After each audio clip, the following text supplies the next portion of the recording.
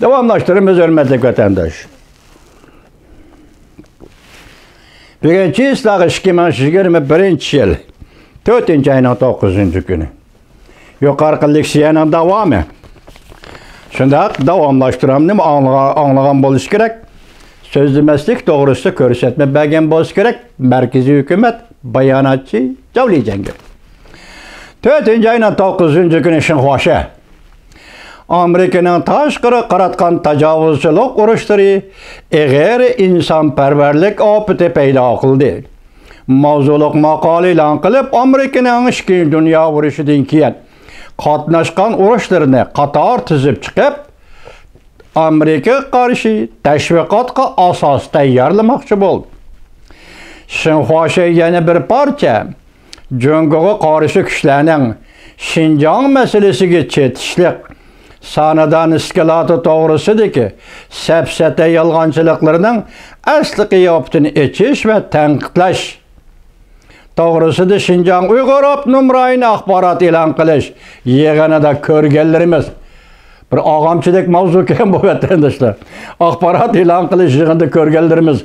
Mavzulu haber ilan kılıp, karmı tarihçiler, kar taraflarını kengaytip, Amerika ve G'arbdagi Jungo qarshi kuchlar Jungo Kompartiyasini Jungo xalqini aralashtirib, yana bir qatam urinib, Jungo Kompartiyasining kishilik huquq ziyonkashlik qilish, jinoyatlarni butun Jungo xalqiga ortib, millatchilikka qudratqilik qilib, Jungo xalqini go'raga elib, tuvandik gaplar maqol yozuvchining gaplari.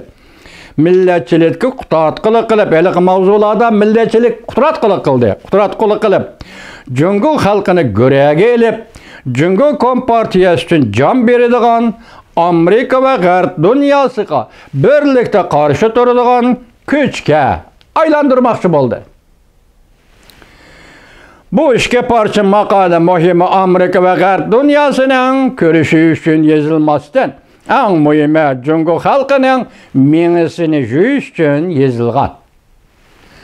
Bu şunu ko'rsatib berdi-ki, Jungo Kompartiyasi yuqori qatlami tashqi munosabatlarni vayron qilib o'tgandan keyin o'zini oqlaydigan so'z topolmay, faqat dushmanlik bilan targ'ibot elib berib, o'zini oqlamoqchi bo'ldi. Yoki Jungo Kompartiyasi to'rt tarafdan hujumga o'tib, Amerika'nın şiddetlik zarbisiga uchragandan keyin Jungoning yuqori qatlami chekinishga majbur bo'ldi. Mudofaaga o'tishga majbur bo'ldi.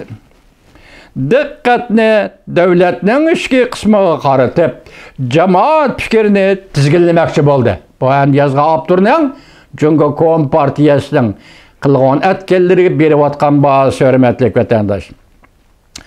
Amerika albatta ko'tarkashini deydi-da. Sobiq prezident Trump davridagi kuchlik imbori qilish qaraganda yana qaytib keldi. Bu balki Jungo Kompartiyasi yuqori qatlamining kutmagan yerdan chiqdi. Hozir Jungoning aqldomonlari xato hukm qilishning nima ekanligini tanib yetdimi yo'q, belgili bo'lmaydi. Hiç bo'lmaganda his qilib yetdi. Shunga Liovning omat kishi Tinch okeanga haydab kirdi. Zo'r miqdorda aeroplan chiqarib Tayvanni parokanda qildi. Bu balki Jungo uchun mag'lubiyatdir. Amerika va Yevropani o'ch elish shaklida embargo qilish. Bu balki yana bir qatimliq mag'lubiyatdir. Jungo Amerika alyaski suhbatida Jungo tarafdan chidamaslik qilishi, ya'ni muttahamlik qilishi bu yana bir qatimliq mag'lubiyatdir. Amerika Jungo munosabati yaxshilangani yo'q, balki Amerika Jungo munosabati texmo yomonlashib ketdi.